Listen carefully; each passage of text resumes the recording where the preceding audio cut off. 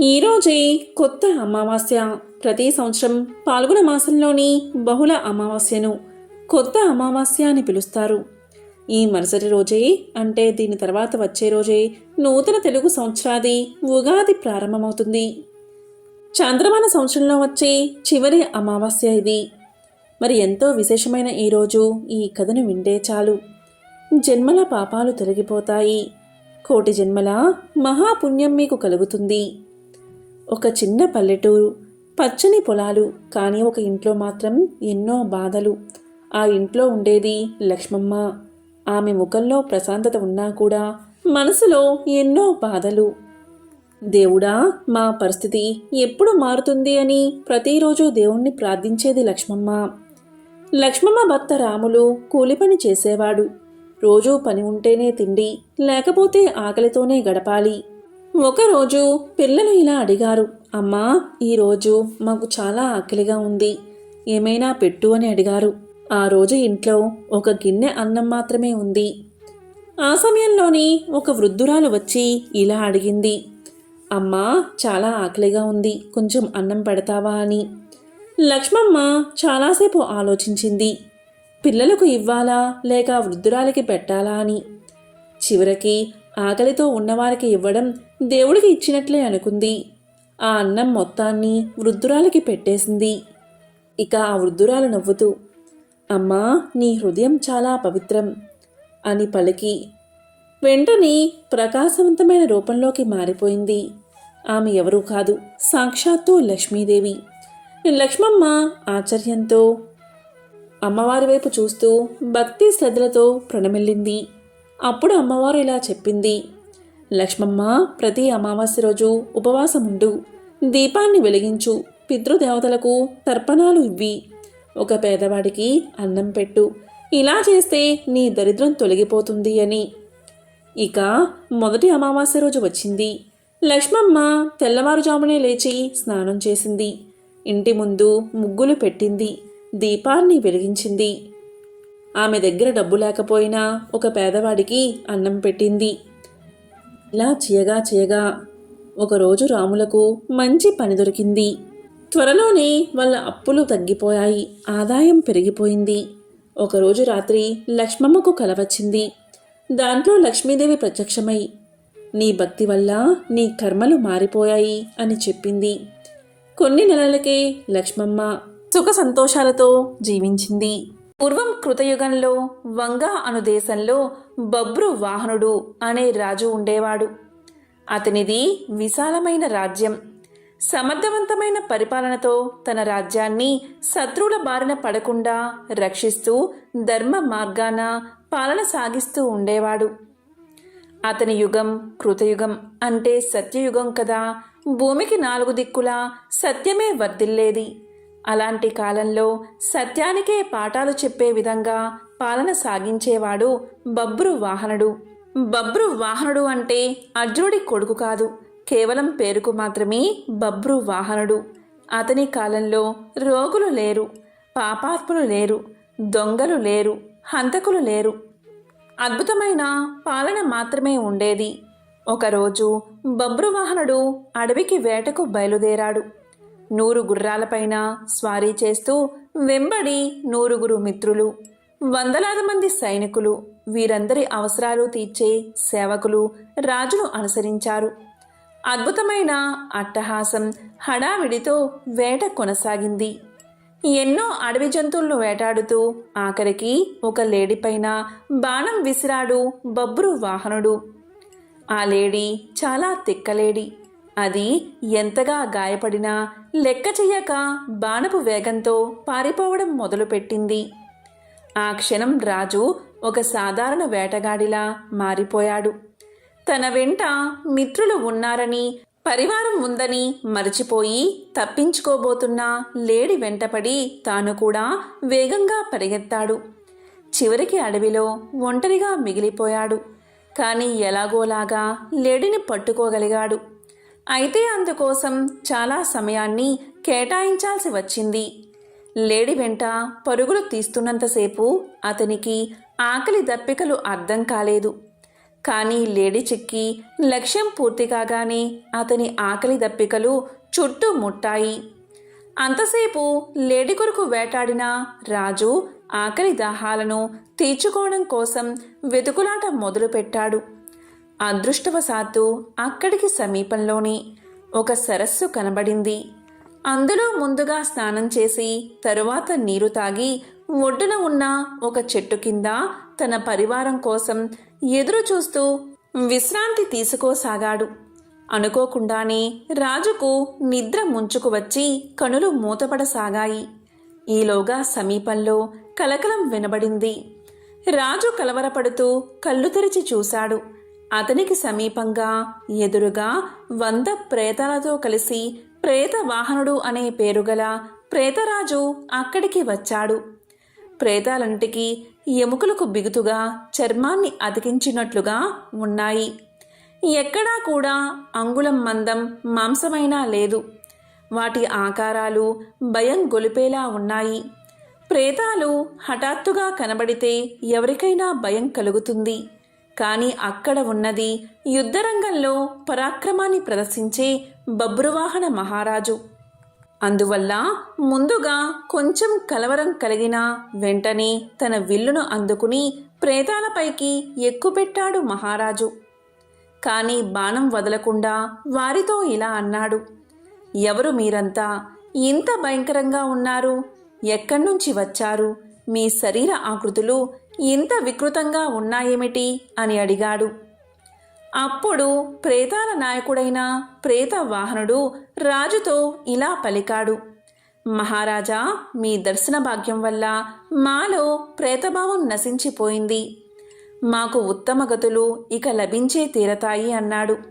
ప్రేత వాహనుడి మాటలు రాజుకు అర్థం కాలేదు. అదే విషయం రాజు ఇలా అన్నాడు, ఓ ప్రేతమా, నువ్వేమి మాట్లాడుతున్నావు? నాకు అర్థం కావడం లేదు. నాకు అర్థమయ్యేలా చెప్పు అన్నాడు. దానికి ప్రేతవాహనుడు ఇలా పలికాడు, రాజా, ఈ ప్రేతాలన్నీ ఒకప్పుడు మనుషులే, కానీ చేసుకున్న పాపాల వల్ల ప్రేతాలుగా మారిపోయాయి. ఎవరికైతే అగ్ని సంస్కారం, శ్రాద్ధం, తర్పణం జరగవో వారంతా ప్రేతాలై తిరుగుతారు. అంతేకాదు, నమ్మక ద్రోహులు, పాపాలకు ప్రాయశ్చిత్తం చేసుకోనివారు, తాగుబోతులు, దొంగతనం చేసేవారు, ఈర్ష, అసూయ, ద్వేషాలతో కాలం గడిపేవారు, గురుపత్నిని చరిచినవారు, ఒకరి ఆస్తిని అన్యాయంగా లాక్కున్నవారు, పరుల సొమ్ముకు ఆశపడిన వారు మొదలైన తప్పుడు పనులు చేసేవారంతా ప్రేతాలుగా మారతారు. మేమంతా ఇలా వచ్చిన వారమే. రాజా, మాకు తిండి దొరకదు, నీరు దొరకదు. దీంతో మేము ఆకలి దప్పికతో అలమటించిపోతూ ఉంటాం.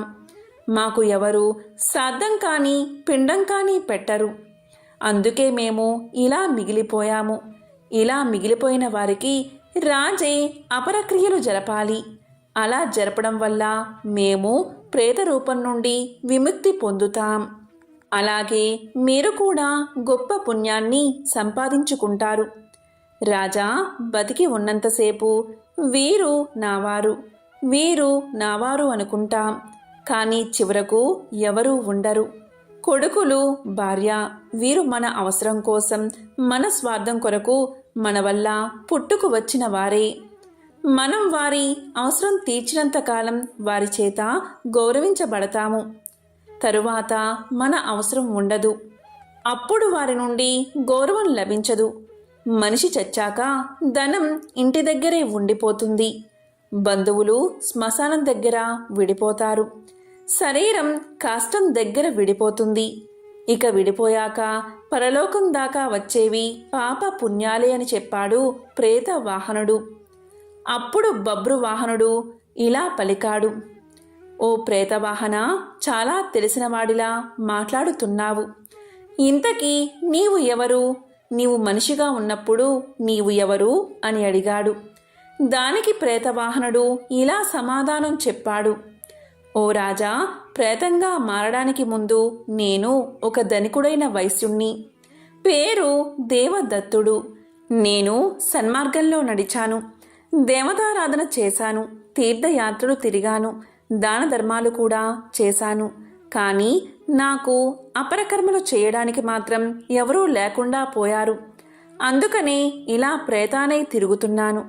రాజా, ఒక దేశపు రాజు అన్ని వర్ణాల వారికి, అన్ని కులాల వారికి బంధువులు అవుతాడని శాస్త్రాలు చెబుతున్నాయి. అందుకని నీవు మా అందరి కోసం అపర కర్మలు చేసి మాకు ముక్తిని కలిగించు అని చెప్పి తన వద్ద ఉన్న ఒక మణిని తీసి రాజుకు ఇవ్వబోయాడు ప్రేతవాహనుడు. అందుకు రాజు ఇలా పలికాడు, ఓ ప్రేతవాహన, నేను ఒక రాజుని. ఇతరుల నుండి దానాన్ని స్వీకరించను. మీకు అపరకర్మలు మాత్రం చేస్తాను. కానీ ప్రేతవాహన, నాకిది చెప్పు, మా వంశస్థుల్లో ఎవరైనా ప్రేతదశలోనే ఉండిపోయారా? ఒకవేళ ఉండిపోతే ఆ విషయం నేను ఎలా తెలుసుకోవాలి? వారికి ముక్తిని ఎలా కలిగించాలి అని అడిగాడు. దానికి ప్రేతవాహనుడు ఇలా చెప్పాడు, రాజా, మీ వంశంలోని వారు ఎవరైనా ప్రేతత్వంలా మిగిలిపోయి ఉంటే మీకు కారణం లేకుండానే కొన్ని కష్టాలు వచ్చి పడతాయి. దాంపత్య జీవితంలో అపశృతులు ఏర్పడతాయి. భార్యాభర్తలు పూర్తిగా ఆరోగ్యంగా ఉన్నా కూడా వారికి పిల్లలు పుట్టరు. స్త్రీలకు నెలసరి సమస్యలు నిరంతరం కలుగుతాయి. యవ్వనంలోనే ఆత్మీయ బంధువులు మరణిస్తారు. నడి వయసులోని వారు అనుకోకుండా మరణిస్తారు. ఉన్నట్టుండి ఆదాయం తగ్గిపోతుంది. అనుకోని విధంగా ఇల్లు తగలబడిపోతుంది. ఈ ఇంట్లో ఎప్పుడూ గొడవలు జరుగుతూ ఉంటాయి. కావాలని అపవాదులు వచ్చి మీద పడతాయి. తీవ్రమైన జబ్బులు వస్తాయి. వ్యాపారం చక్కగా చేస్తున్నా కూడా లాభాలు మాత్రం రావు. వర్షాలు బాగా కురిసినా కూడా పంట చేతికి రాదు. ఇంటి ఇల్లాలే శత్రువులా తిరగబడుతుంది. కాబట్టి రాజా, ఇలాంటివి జరుగుతాయి. ఇవన్నీ అపారకర్మ చేయనందువల్ల ఆకలి బాధతో తిరిగే ప్రేతాల వల్లే జరుగుతాయి. కాబట్టి మన వంశం వారు ఎవరైనా ప్రేతాల్లా మారి తిరుగుతున్నారా అని ఇలా గుర్తించవచ్చు అని చెప్పాడు ప్రేతవాహనుడు. ఇదంతా విన్న తర్వాత బబ్రువాహన మహారాజు తన నగరానికి వెళ్ళి ప్రేతాల విముక్తి కోసం శ్రాద్ధ అపరకర్మలు చేయించాడు. అంతటితో ప్రేతవాహనుడికి, అతనితో ఉన్న ప్రేతాలకు విముక్తి కలిగింది. వారంతా ఎంతో సంతోషంగా స్వర్గాన్ని చేరుకున్నారు. ఇది గరుడ పురాణంలోని కథ. పూర్వం భరద్వాజ మునీంద్రుడు సూతుణ్ణి ఇలా అడిగాడు, ఓ సూత మహర్షి, మానవ జన్మ యొక్క పరమార్థం తెలుసుకోవాలి అంటే ఏం చెయ్యాలి? సంసార బంధం నుంచి విముక్తి కలిగించే దివ్య సాధనం ఏమిటి అని అడిగాడు. దానికి సూతుడు ఇలా సమాధానం చెప్పాడు, ఓ భరద్వాజ మునీంద్ర, కలియుగంలో మానవులు ముక్తిని పొందాలి అంటే ఏం చెయ్యాలో వివరించే ప్రాచీన ఇతిహాసాన్ని నీకు చెప్తాను. శ్రద్ధగా విను అని ఇలా చెప్పడం ప్రారంభించాడు. పూర్వకాలంలో పుండరీకుడు అనే పేరుగల ఒక బ్రాహ్మణుడు ఉండేవాడు. అతను బుద్ధిమంతుడు, విద్యావంతుడు, సంపన్న కుటుంబంలో పుట్టాడు. ఉపనయనం అయిన తర్వాత యథావిధిగా బ్రహ్మచర్యాన్ని పాటిస్తూ సమర్థులైన ఉపాధ్యాయుల దగ్గర వేద శాస్త్రాధ్యయనం చేశాడు. పుండరీకుడు చక్కటి తెలివితేటలు ఉన్నవాడు. కొంతకాలంలోనే వేదాధ్యయనం, శాస్త్ర పాఠాలు ముగించుకుని విద్యావంతుడై ఇంటికి చేరుకున్నాడు. ఇక తల్లిదండ్రులు విద్యావంతుడు, యుక్త వయసుడు అవడం వల్ల పుండరీకుడికి వివాహం చెయ్యాలని తలచి పుండరీకుణ్ణి ఇలా అడిగారు. వివాహం చెయ్యాలి అని తమ ఆశను పుండరీకుడికి చెప్పారు.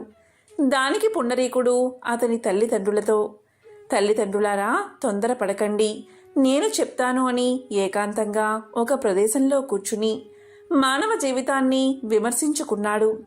అతనికి సంసారం ఒక ముళ్ళ పొదలా అనిపించింది. తల్లిదండ్రులను, అన్నదమ్ములను, మిత్రులను అందర్నీ వదిలిపెట్టి ఇల్లు వదిలి దేశ సంచారం కోసం బయలుదేరాడు.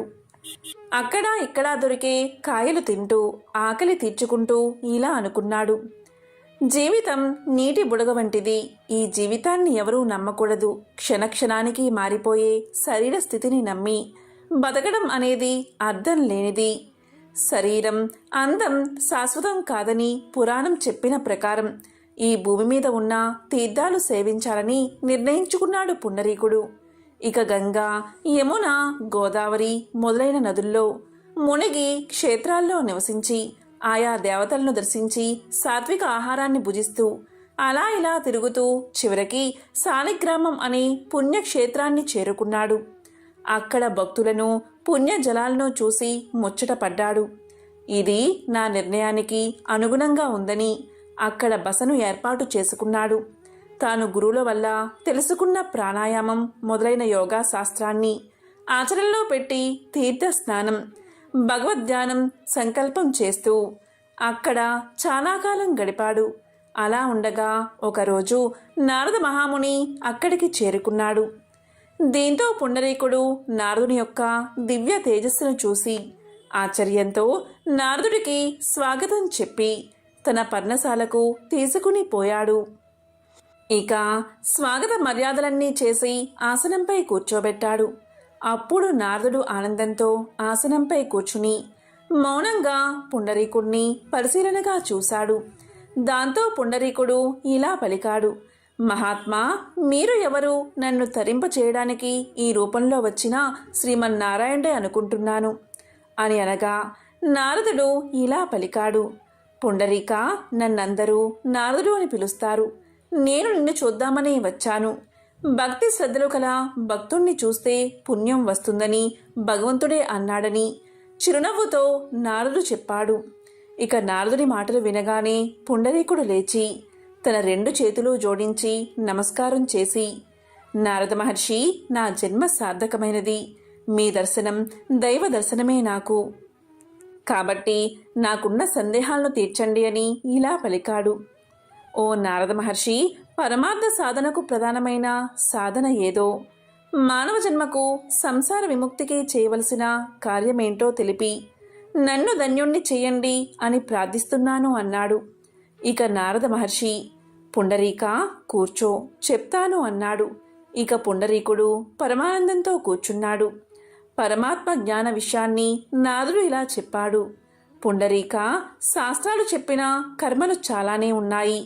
అలాగే ధర్మ మార్గాలు కూడా అనేకం ఉన్నాయి. ఒక్కొక్కరు ఒక్కొక్క విధంగా చెప్పిన మతము కూడా ఉంది. అదంతా అలా ఉండని వాటన్నిటి గురించి నా తండ్రి చెప్పిన పరమ రహస్యమైన ఆధ్యాత్మిక తత్వ విషయాన్ని, సంసార బంధం నుండి విడుదల కలిగించేది అయిన విషయాన్ని చెప్తాను విను అని ఇలా చెప్పసాగాడు. పుండరీక, నారాయణుడే పరబ్రహ్మ, పరతత్వం, పరంజ్యోతి, సర్వజీవుల ఆత్మ పరమాత్మ నారాయణుడే. ఈ జగత్తు లోపల పైన వ్యాపించి ఉన్నది నారాయణుడే. ఓం నమో నారాయణాయ, ఓం నమో నారాయణాయ అని నిశ్చలమైన మనస్సుతో నిత్యము ధ్యానం చేస్తూ జపిస్తే చాలు. అదే పరమజ్ఞానం. దీన్ని తెలిపే పరమార్థమూ లేదు అని చెప్పాడు నారదుడు. అన్ని శాస్త్రాలను, అన్ని మతాలను, అందరి శాసనాకారులు చెప్పింది పరిశీలించి నేను చెప్పేది ఇది ఒక్కటే. కాబట్టి పుండరీక, అదా ఇదా అని భ్రాంతిని కలిగించే శాస్త్ర వాక్యాలు మర్చిపో. నారాయణ్ణే ధ్యానించు. అలా చేస్తే విష్ణు సాన్నిధ్యాన్ని పొందుతావు. ఓం నమో నారాయణాయ అనే మంత్రాన్నే జపించు. ఇదే సర్వార్థ సాధనమని చెప్పి నారదుడు వెళ్ళిపోయాడు. ఇక పుండరీకుడు నారాయణ మంత్ర జపంతో, నారాయణ నామస్మరణతో ఎంతో భక్తితో ధ్యానించసాగాడు. ఈ విధంగా శాలిగ్రామ క్షేత్రంలో చిరకాలం తపస్సు చేశాడు. అతని భక్తికి మెచ్చి శ్రీ మహావిష్ణువు వెంటనే ప్రత్యక్షం అయ్యాడు. ఇక శ్రీ మహావిష్ణువును చూసి ఎంతో సంతోషంతో పుండరీకుడు సాష్టాంగ నమస్కారం చేసి లేచి చేతులు జోడించి ప్రార్థించాడు. అప్పుడు శ్రీహరి ఇలా పలికాడు, పుండరీక, నీకు కావలసిన వరం ఏమిటో కోరుకో అన్నాడు. దానికి పుండరీకుడు, ప్రభు, ఏమి కోరాలో నాకు తెలియదు, మీరేమిచ్చినా సంతోషమే అన్నాడు. ఇక శ్రీహరి చిరునవ్వు నవ్వి, సరే, ఇటురా, ఈ గరుడ వాహనంపై నా వెనుక కూర్చో, నాతో వైకుంఠానికి రా, నా రూపాన్ని ధరించి నిత్యము నా వెనుకే ఉండు అని చెయ్యి పట్టుకుని వాహనం మీదకి తీసుకున్నాడు. ఆ సమయంలో దేవదుందుబులు మోగాయి. దేవతలు పుష్పవర్షాన్ని కురిపించారు. ఈ విధంగా పుండరీకుడు శ్రీహరితో కలిసి వైకుంఠానికి చేరుకున్నాడని సూతుడు భరద్వాజ మునితో చెప్పాడు. కాబట్టి భరద్వాజ శ్రీ మహావిష్ణువును నమ్మి కీర్తించడం వల్ల కలియుగంలో మానవులకు మోక్షం లభిస్తుంది. ఇదే మోక్షప్రదం, బ్రతికి ఉన్నంతకాలం సుఖాన్ని కలిగిస్తుంది అని సూతుడు చెప్పాడు. ఇది విన్న భరద్వాజ మహాముని సంతోషంతో, సుత, ఎంతో పరమార్థాన్ని వివరించావు, ధన్యుణ్ణి అయ్యాను అన్నాడు. కాబట్టి ఈరోజు ఈ కథను విన్నా, చెప్పినా, చదివినా సకల శుభాలు కలుగుతాయి, మోక్షం కలుగుతుంది, సకల ఐశ్వర్యాలు కలుగుతాయి. పుండరీకుడికి సుచరిత అనే ఆమెతో వివాహం జరిగింది. ఆ దంపతులిద్దరూ పాండురంగడి భక్తులు. పాండురంగ విఠలుని దర్శించుకోవడం కోసం ఒకప్పుడు ఆ ఊళ్ళో ఉన్న భక్తులంతా గుంపులు గుంపులుగా కూడి భజనలు చేస్తూ పుండరీపురానికి బయలుదేరారు. సుచరిత ఇది చూసి భర్తతో, ఏమండి, మనం కూడా పుండరీపురం వెళ్దామా అని అడిగింది. అప్పుడు పుండరీకుడు ఇలా సమాధానం చెప్పాడు. ఇంట్లో శతవృద్ధులై అన్నిటికీ మనపైనే ఆధారపడి ఉన్న తల్లిదండ్రుల్ని వదిలి మనం ఎక్కడికి వెళ్తాం? మనకి ఎలా వీలవుతుంది? మనకి ఇల్లే పుండరీపురం. ఆ పాండురంగ విఠలుణ్ణి మనసులోనే ధ్యానించుకుంటూ ఈ ముసలి దంపతులకు సేవ చేయడం కన్నా మనకి మరొక ఆలోచన ఉండకూడదు అన్నాడు పుండరీకుడు. మనసులో గట్టిగా ఆ భక్తులతో పాటు వెళ్ళాలి అని ఉన్న సుచరిత పైకి ఏమీ అనక ఊరుకుంది. తక్కిన భక్తులంతా అనుకున్న ప్రకారం బయలుదేరి పుండరీపురం వెళ్ళిపోయారు. ఆ వెళ్ళిన భక్తులకు కూడా ఇళ్లల్లో ముసలి తల్లిదండ్రులో, లేక రోగిష్టి భర్తలో, భార్యలో, పిల్లలో లేకపోలేదు. కానీ వాళ్ళు పుండరీకుడి మళ్ళే మనం వెళితే వీళ్ళ గతేమి కాను అని ఆలోచించకుండా ఎవళ్ళ కర్మ వాళ్ళది, వీళ్ల కోసం మనం పుండరీపురం వెళ్లడం మానుకుంటామా అని నిశ్చింతగా చక్కాపోయారు. పుండరీకుడు మటుకు తాను పుండరీపురం వెళ్ళలేకపోయినందుకు కొంచెమైనా బాధపడలేదు. ప్రతిరోజు పొద్దున్నే లేచి తల్లిదండ్రులకి సేవ చేసేవాడు. పాపం వాళ్ళు కూర్చుంటే లేవలేని ముసలి వాళ్ళు. వాళ్ళకి వెచ్చటి నూనె ఒళ్ళంతా రాసి నలుగు పెట్టి గోరువెచ్చని నీటితో స్నానం చేయించేవాడు. తెల్లటి మెత్తటి శుభ్రమైన తువ్వాలతో తుడిచి తేలిక బట్టలు కట్టించేవాడు.